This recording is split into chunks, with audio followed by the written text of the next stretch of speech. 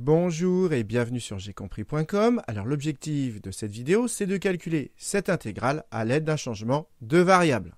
Donc maintenant, comme d'habitude, appuyez sur pause, cherchez bien cet exercice et si vous êtes bloqué, juste après, je vous donnerai une indication. Donc allons-y et premier conseil, c'est d'écrire ceci à l'aide de la fonction exponentielle. Et vous devez savoir que quand on a quelque chose de la forme 3 exposant a, eh bien ça s'écrit exponentielle de a ln de 3. Donc j'insiste ici, eh bien l'idée c'est déjà d'écrire cette expression à l'aide de la fonction exponentielle. Maintenant, deuxième idée, c'est que cette racine carrée, on va essayer de s'en débarrasser. Et pour cela, on va poser t égale cette racine carrée, donc racine de 2x plus 1. Donc maintenant, si vous étiez bloqué, appuyez sur pause, essayez de continuer tout seul et on se retrouve juste après pour la correction.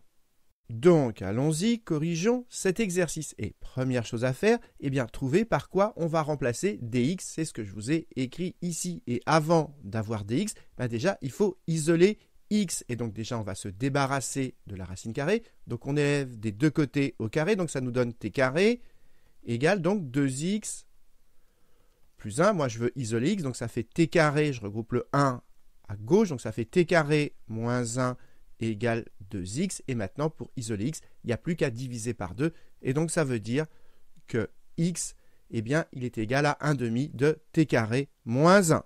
Et maintenant, pour avoir dx, eh bien, il n'y a plus qu'à dériver ceci par rapport à t, et donc ça fait 1 demi que multiplie la dérivée de t carré par rapport à t, donc ça fait 2t, la dérivée de moins 1, ça fait 0, donc ça fait 2t, dt, et il n'y a plus qu'à simplifier par 2, et donc ça veut dire que dx, eh bien, c'est égal à t dt. Donc dans l'intégrale, eh bien, le dx, on pourra le remplacer par t dt. Et maintenant, avant de faire le changement de variable, eh bien déjà, cette intégrale, on va l'écrire avec la fonction exponentielle, et donc ça nous donne l'intégrale de 0 à 4, et au lieu de mettre 3 puissance racine de 2x plus 1, eh bien, on met exponentielle de racine de 2x plus 1 que multiplie ln de 3, voilà, dx.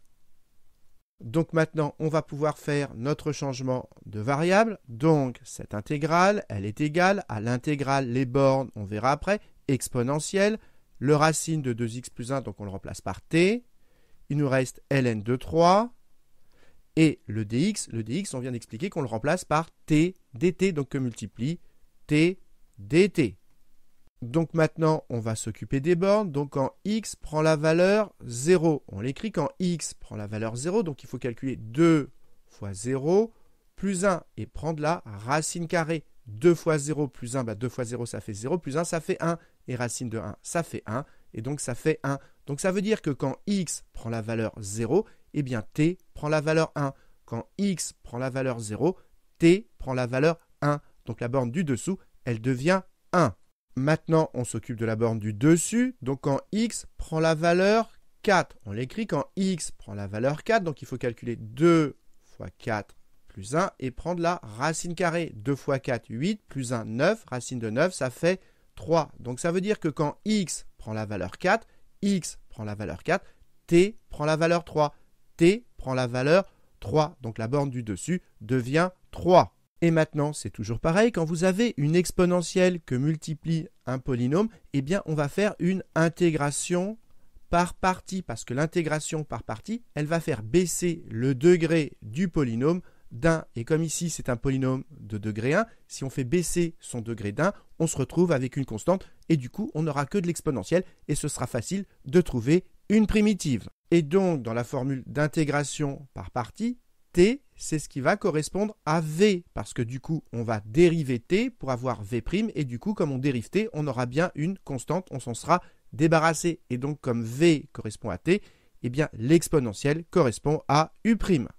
Et maintenant, comme on a u', il nous faut u. Donc, u, c'est une primitive de ceci. Et ça, c'est de la forme exponentielle à t. Et une primitive d'exponentielle à t, c'est 1 sur a exponentielle à t. Donc, une primitive, c'est 1 sur ln de 3, exponentielle de la même chose, donc t ln de 3. Et maintenant, il nous faut v', et comme v c'est t, et bien v' c'est la dérivée de t, c'est 1. Donc maintenant, on a tous les éléments pour faire notre intégration par partie. Et donc, ça nous donne, entre crochets, UV. Donc, UV, donc ça fait ceci. 1 sur ln de 3, exponentielle t ln de 3, que multiplie V, c'est-à-dire t, entre crochets, entre 1 et 3. Moins l'intégrale, entre 1 et 3, de UV'. UV', donc ça fait 1 sur ln de 3, exponentielle t ln de 3, que multiplie V', c'est-à-dire que multiplie 1, et on n'oublie pas le dt derrière. Maintenant, on va arranger. Alors déjà, 1 sur ln de 3, comme ça multiplie le reste, eh bien, on peut le sortir du crochet. Et donc, ça nous donne, je le sors du crochet, voilà, je le mets devant, et je rajoute donc mon crochet. Et pareil ici, le 1 sur ln de 3, il multiplie tout le reste, donc on peut le sortir de l'intégrale. Donc j'enlève mon intégrale, voilà, et je le sors de l'intégrale, voilà, et donc je remets mon symbole intégral de 1 à 3. Et avant d'aller plus loin, n'oubliez pas que quand on utilise la formule d'intégration par partie, comme U' et V' sont dans des intégrales, ça veut dire que U' et V' doivent être continus sur l'intervalle indiqué, c'est-à-dire ici sur 1, 3. Et ça veut dire quoi que U' et V' doivent être continus? Ça veut dire que les fonctions de départ, U et V, elles doivent être de classe C1 sur cet intervalle. Regardez, U, c'est quoi? C'est cette fonction-là. Une constante que multiplie cette exponentielle, eh bien cette fonction, elle est indéfiniment dérivable, donc elle est bien de classe C1 sur cet intervalle. Et V, c'est quoi? C'est un polynôme. Là encore, c'est bien de classe C1 sur cet intervalle, et il faudra penser à l'écrire lors de la rédaction. Maintenant, pour calculer les crochets, on va remplacer T par 3, puis T par 1. Mais le problème, c'est que ceci, ça n'est pas très pratique. Et il ne faut pas oublier, ceci, ça sort d'où? Eh bien, ça vient du fait que 3 puissance A, on l'a transformé en exponentielle A ln de 3. Mais ceci, on peut l'utiliser dans l'autre sens. Quand on a exponentielle A ln de 3, eh bien, ça devient 3 puissance A. Et donc, exponentielle T ln de 3, T ln de 3, eh bien, ça fait 3 puissance T. Donc, tout ceci, on peut le remplacer par 3 puissance t, et du coup, ce sera beaucoup plus pratique pour remplacer t par 3, puis t par 1. Donc, à la place de ceci, eh bien, je mets 3 puissance t. Je mets 3 puissance t. Et du coup, ça nous donne 1 sur ln de 3, que multiplie, je remplace t par 3, donc ça fait 3 puissance 3, que multiplie t, c'est-à-dire 3, moins, maintenant je remplace t par 1, donc ça fait 3 puissance 1, c'est-à-dire 3, que multiplie 1. Et ensuite, il nous reste à calculer ce qu'il y a derrière. Et donc, ça nous fait 1 sur ln de 3. Et maintenant, regardez, dans l'intégrale, déjà, le multiplier par 1, il ne sert à rien. Et donc, il y a juste à trouver une primitive de ceci. Et ça, c'est exactement encore de la forme exponentielle a t. Exponentielle a t, et une primitive, c'est 1 sur a exponentielle à t, donc ça fait une primitive. Donc une primitive, c'est 1 sur a, c'est-à-dire 1 sur ln de 3, exponentielle de la même chose, donc t ln de 3, voilà, et entre crochets, toujours pareil, entre 1 et 3. Et maintenant, à nouveau, le 1 sur ln de 3, comme il multiplie le reste, on peut le sortir des crochets, et du coup, ici, ça va faire apparaître 1 sur ln de 3 au carré, et donc ici, je peux l'effacer.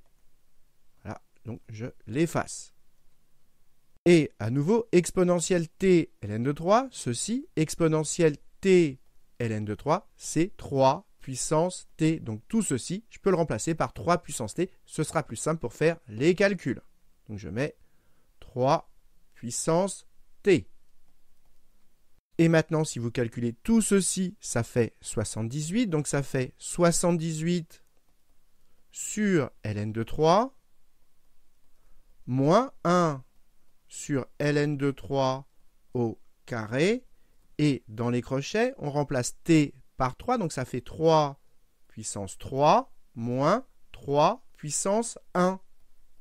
Et 3 puissance 3, ça fait 27. 3 puissance 1, ça fait 3. Donc ça fait 27 moins 3, ça fait 24. Donc tout ceci, ça fait 24. Et donc au final, ça fait donc ici à la place de 1, donc ça fait 24.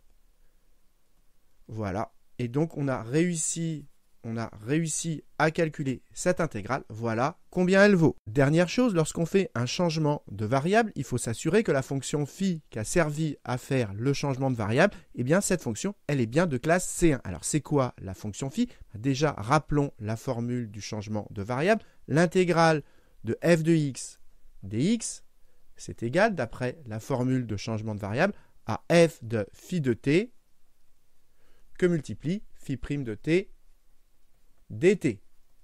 Ce qu'il faut comprendre, c'est que quand on fait un changement de variable dans f de x, on remplace x par phi de t. Regardez ici, x, on l'a remplacé par cette fonction.